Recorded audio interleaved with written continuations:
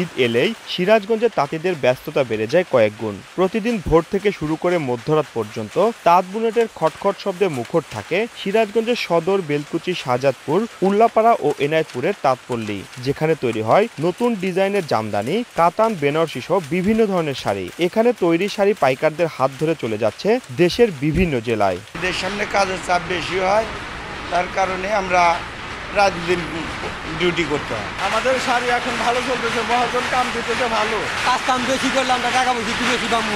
ঈদকে কেন্দ্র করে আমাদের শ্রমটা বেড়ে গেছে, কিন্তু আমাদের এক্সট্রা কোনো বোনাস নাই। বাড়তি কাজ করে আমাদের কষ্ট করে চলা লাগে। তাঁত মালিকরা বলছেন, শাড়ি তৈরির কাঁচামাল, রং ও সুতার বাজার নিয়ন্ত্রণ করা গেলে ঘুরে দাঁড়াবে জেলার ঐতিহ্যবাহী এই শিল্পটি। এমন সময় আসে সুতার দাম বাড়ে, রঙের দাম বাড়ে, প্যালেস পলিস্টারের দাম বাড়ে, আমরা মাল বেচতে পারি না।